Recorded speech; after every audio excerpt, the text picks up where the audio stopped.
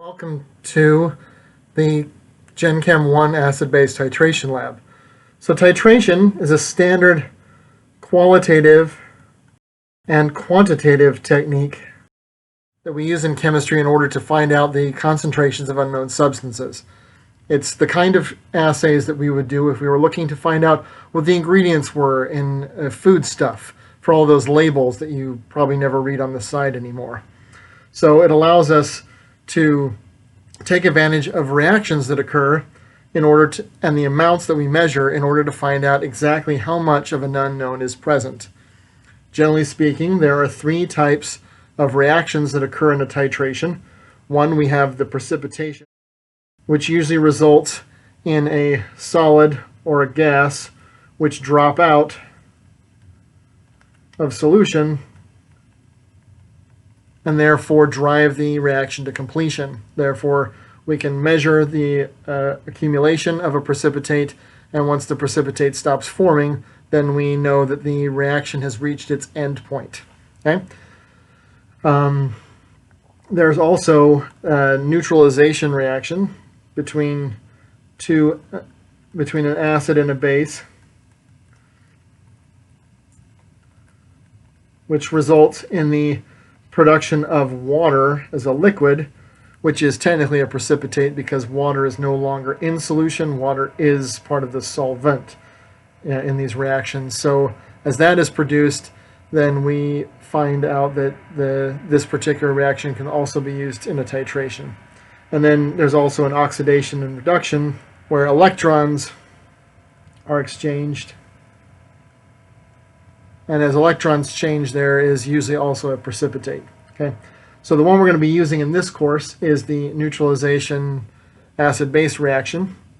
We'll look at precipitation and oxidation reduction titrations in the second semester of this course.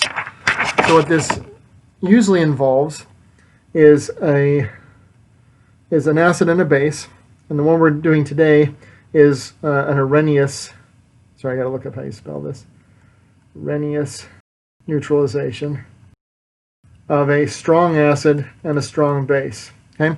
Now, an Arrhenius acid is a substance that donates a hydrogen ion into this solution.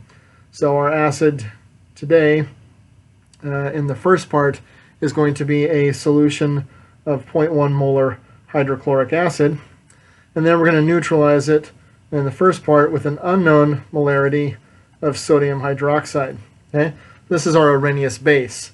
Our Arrhenius acid will donate a hydrogen ion, and our Arrhenius base will donate a hydroxide ion. These will then combine to create our water and form our neutralization reaction, which will be the end point for the reaction.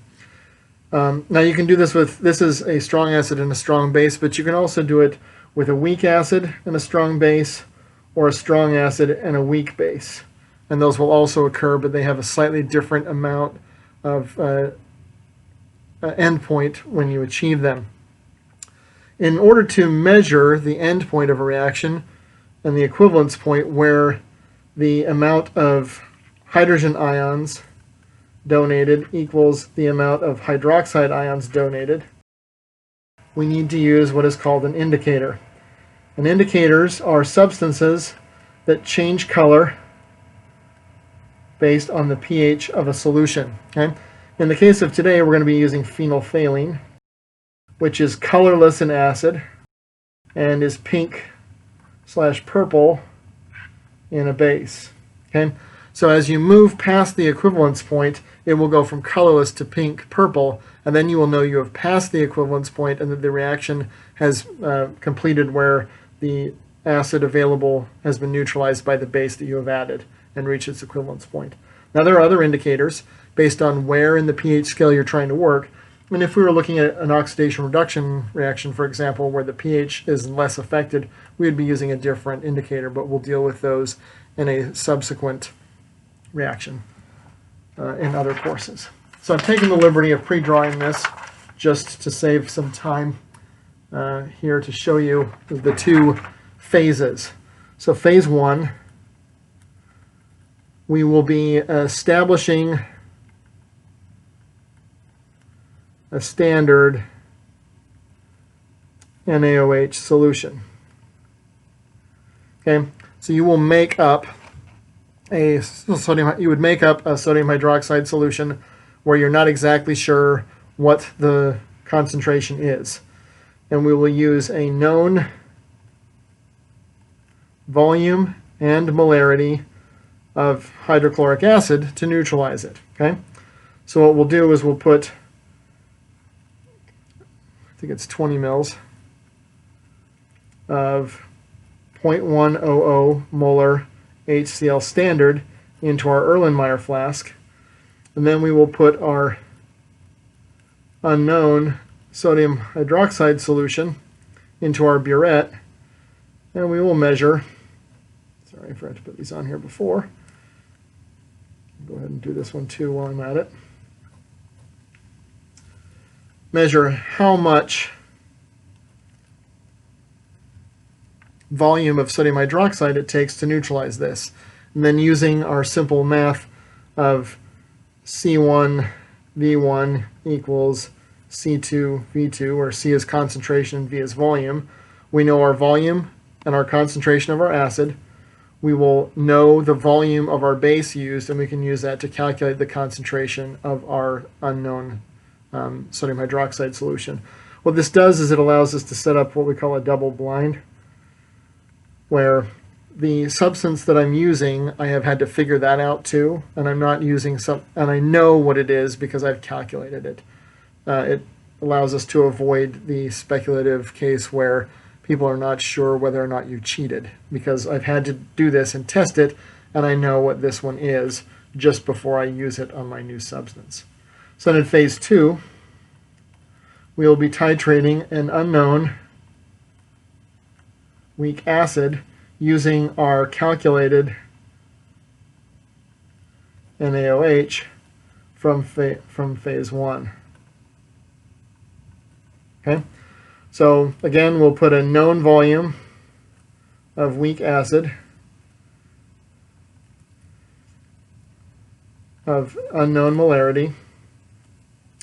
Then we will measure the amount of NaOH that it takes to titrate it, and using the concentration that we derived from phase 1, we can plug that also into C1. Concentration acid, volume of acid equals concentration base, volume of our base. Okay, so our concentration of the base we derive from phase 1. Our volume of the base we get from our Buret. The volume of our acid we measure, and then we calculate the concentration of our acid from that information. Okay, now this is an unknown weak acid, and the one that we are looking at today, our unknown concentration, the weak acid is acetic acid. And in commercial grade, vinegar is 5% acetic acid as an industry standard. So when they sell it to you, it needs to be at least 5%. So we're going to test whether or not the bottle, and this is 5% volume, which is different from molarity, but we're going to look at whether or not it's still at that concentration, because this is something that companies that make this have to do when they sell it. Now, if it's above that, they can sell it to you, but this is the absolute minimum at which it must be measured in order for them to sell it to you. So this is one of the reasons why products have shelf lives, is because over time this degrades, and so once it dips below a certain percentage, they guarantee fresh until printed date, means that they guarantee that it will stay at the concentration written on the bottle until that particular time. So you can tell that it's a substance that is that you're getting what you paid for. Now in our particular assay, the math is simple because of the acids and bases that we're using. So hydrochloric acid and sodium hydroxide. This is what we call, these are both mono. One of them is a monoprotic acid, and the other is a monobasic base. And acetic acid is the same way. This is a monoprotic acid. Now, if we were using a diprotic or a triprotic acid, then there would be an additional calculation in here. But because we're only using monoareneous donors, then the math becomes just simple in terms of concentration of acid, volume of acid equals concentration of base times the volume of base. Okay, so what we're going to do is we're going to set up our unknown sodium hydroxide, and we'll show you this in a moment. And then we're going to titrate it as shown, find out what the actual concentration is. Then we'll take our concentration of acid, which we don't know whether it is actually that, and we also don't know what this means in molarity. And once we've derived the concentration of our base, we can use the base in order to find out what the concentration of our acid actually is in the bottles that are provided. And this is what we'll be doing in lab today. Okay. As always, these are acids and bases, so even though these are weak acids or weak concentrations, please pay attention. We're going to be wearing all the safety equipment that is required. So this is a standard analytic technique to use a titration to identify the concentrations of unknowns. This is the one that we're working on with today is the neutralization, but this is something that we will go back and revisit as part of your general chemistry curriculum in this school and in your field of study. Okay. Without further ado, then we'll proceed to our laboratory exercises. The first thing we have to do is prepare a sodium hydroxide solution that we're going to use to titrate our unknown sample. So we got this balanced tare here. We are going to weigh out about 2 grams of sodium hydroxide.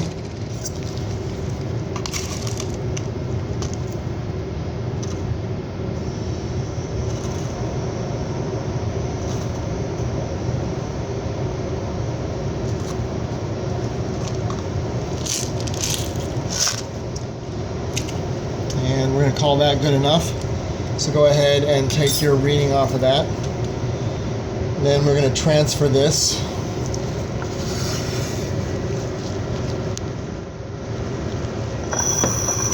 into this Florence flask here.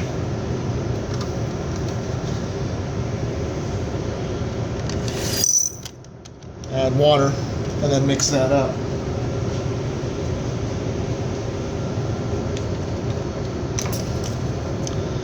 And then while that is going to solution, we'll then move over and start looking at getting our burets ready for the titration.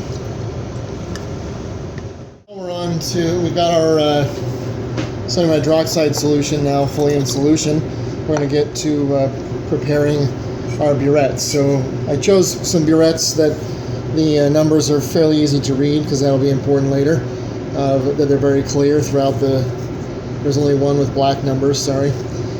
So we're going to first rinse these, and we rinse them by taking this purified water bottle, opening the stopcock here, and then making sure that we are coating the surface of the buret. Okay? And we want to make sure that it drains here at the bottom very well. So just to speed this up, since we know it does drain, we'll rinse it again just to be on the safe side. So there's a lot of debris on the outside. Okay. Followed by 2 rinses with our sodium hydroxide solution that we've just made. So we want to make sure that the only thing that's in here now is what we're actually going to be running through it. So I'm going to mount these here in our buret clamp.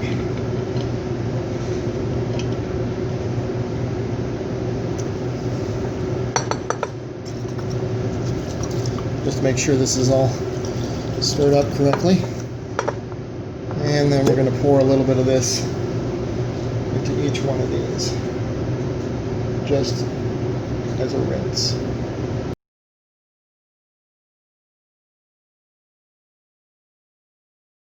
I'm just going to pour some in here and show you the rinse with sodium hydroxide.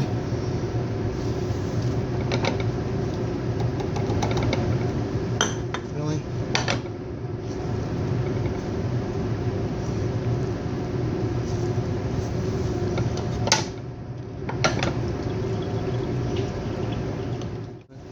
Anyway, you see it's flowing. Want to make sure we rinse it.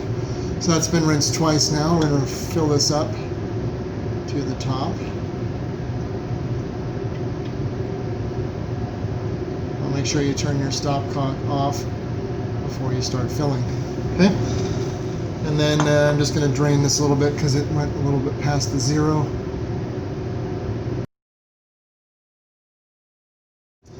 And then we're going to fill this one. Make sure it drains. Check and see what our initial Buret readings are. So this is the Buret on the left. And this is the Buret on the right. There we go. Okay, so those are your initial Buret readings. Then we're going to take this sample of known concentrations hydrochloric acid here. And this is what we're going to be titrating in our first part here. So I'm going to rinse these Erlenmeyer flasks just to be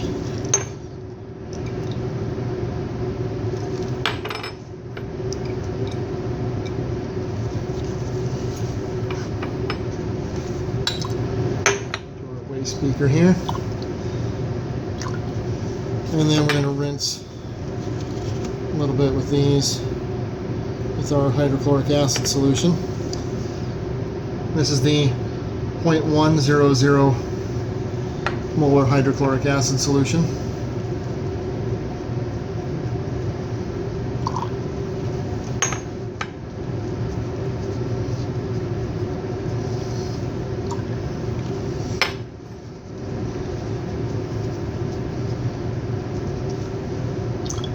Okay, now that we have those ready, I'm going to label them. This is A, and I don't know what that is, but this has a C on it, so A, B, and C for our 3 trials. Then we're going to pipette our acid in, and to save time, I'm going to use this fixed 5 ml pipette here.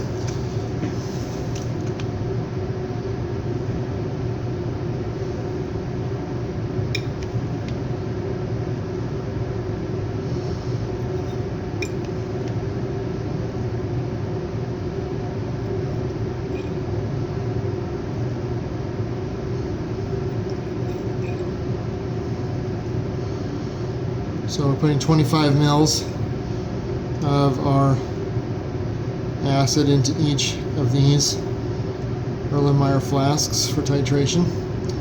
So that's 25 mils of 0.1 molar acid. It takes, and use that to figure out what the concentration was of our base that's in the Buret.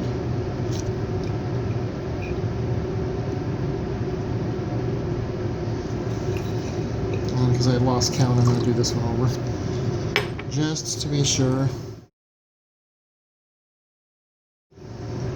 Okay, so that's 25 mils of acid in each one. We're going to add some of this phenolphthalein indicator here.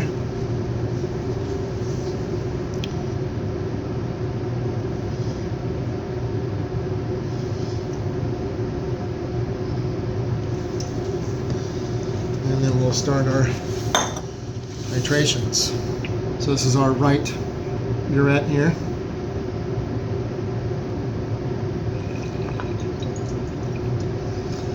And you should see as we add more of this, the color change. Once the color change is steady, then we know that it's approaching the equivalence point.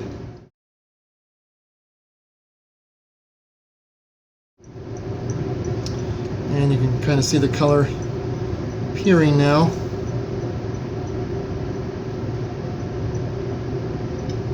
But it disappears quickly, which means that we're not at the equivalency point yet.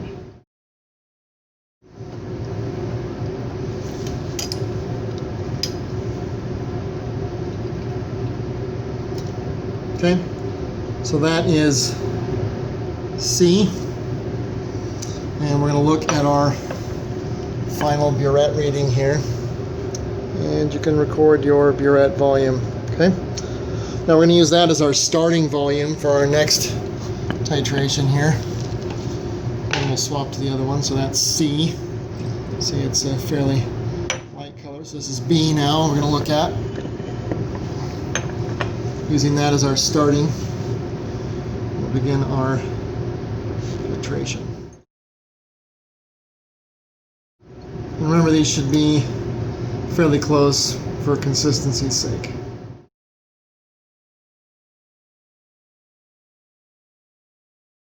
And because I'm getting close to where I know I'm going to stop, I'm changing the flow rate here so that it'll be easier to stop it when it's finished.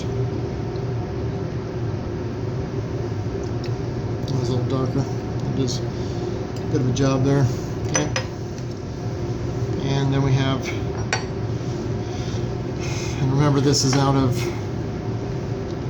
the left Buret. So if you remember your starting point for the left Buret, and we'll go ahead and start this one.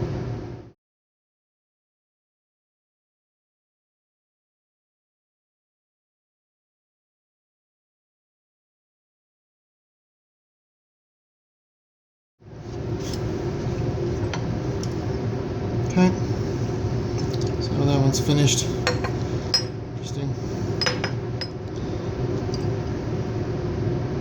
That's the best one. C. I'm going to do B over again just to have an extra one there. And then you can take the best 3 out of 4. Set this up for a 4th run here and just do one more because we can.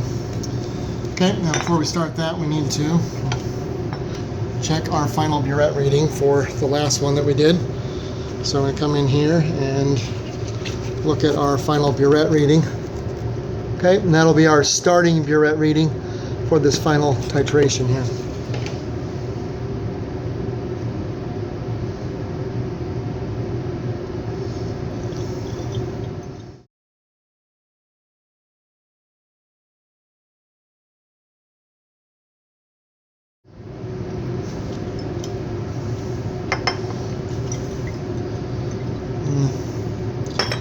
Okay, so you can pick the 3 most consistent. We'll give you your final Buret reading. Okay, and remember you're reading from top to bottom. So that's, the Buret contains 50 and the 50's down here, and it was 0 at the top. So, all right, now with that, you should be able to calculate the concentration of your standard NaOH solution and refill the Burets now. On to part B, the quantification of an unknown vinegar solution. So here's our bottle of vinegar there. And we've gone ahead and refilled our Burets here. Where's mine? So we're going to take our initial Buret readings. So the one on the left here, this is our initial Buret reading. Okay, see I got that near to 0. This one's not. This is the right one. Okay, so those are your starting Buret volumes. Then we're going to prep our vinegar samples here. So we're just going to titrate 5 mils of vinegar. So I'm going to change tips here from our hydrochloric acid, throw that one away, to a new tip. And pour some of this vinegar in here so we don't contaminate the original container. I'm going to put 5 mils of vinegar into each of these Erlenmeyer flasks, and then these graduated cylinders have just purified water. That's just to give us the same amount of volume as we had in the first assay, because remember we had 25 mils total of our 0.1 molar hydrochloric acid solution. So, okay. This is V, B, and nothing. So there's 20 mils of water into that one, 20 mils of water into this one, and 20 mils of water into sample V. Okay? And then as before, we're going to put a couple of drops of phenolphthalein in each.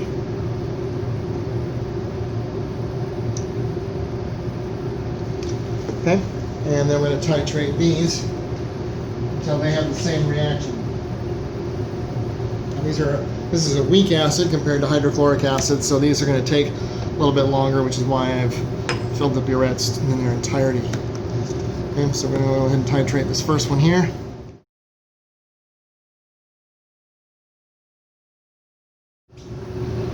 And as you can see, there's hardly any color change happening at all. And if we swirl it, it goes away. So this is sample V. And it's starting to get a color change now, but it goes away quickly.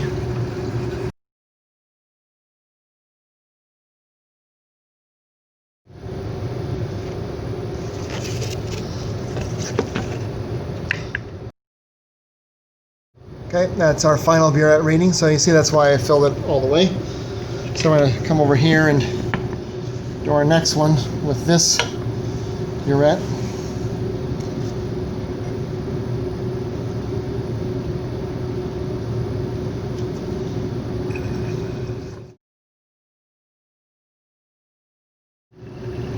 And you can see the color starting to change there. We're not quite to the equivalence point yet.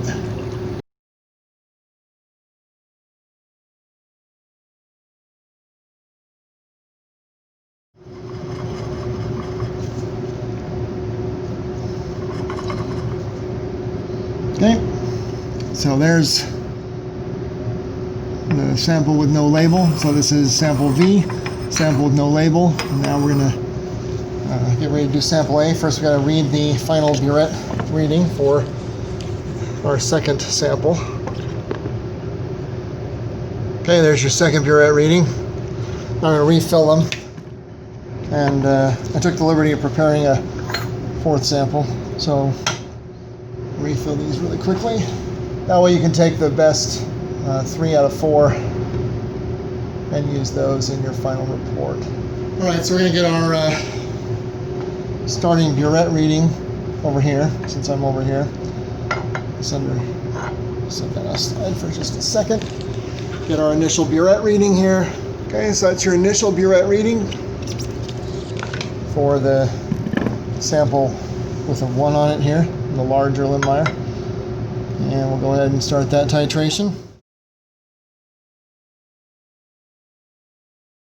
So since we know where it should be, we'll slow it down now to the end.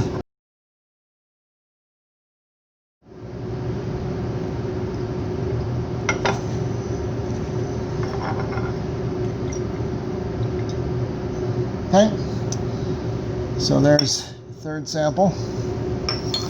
Get our final burette reading here. Okay, there's your final burette reading for that one. Okay, and then we'll come over here. Get our initial burette reading. This one. Okay, so that's your initial burette reading for our final beaker here, and that's our Erlenmeyer flask, and that is the flask numbered B. Okay, so we'll go ahead and get this one started.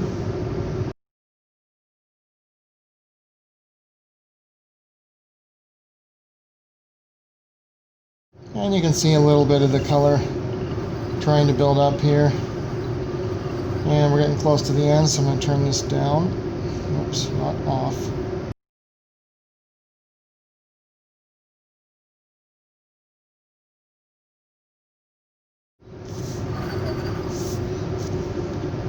Oh, that's perfect. So you can see, all right, so we have, these are probably your best ones here. That's why I did 4. You can pick the 3. So we're going to just get our final burette reading for this final assay here, and then we'll be done with our data collection. So you can get your final burette reading. All right, so remember to pick your best 3 and use those. I gave you all 4. And good luck with your lab reports.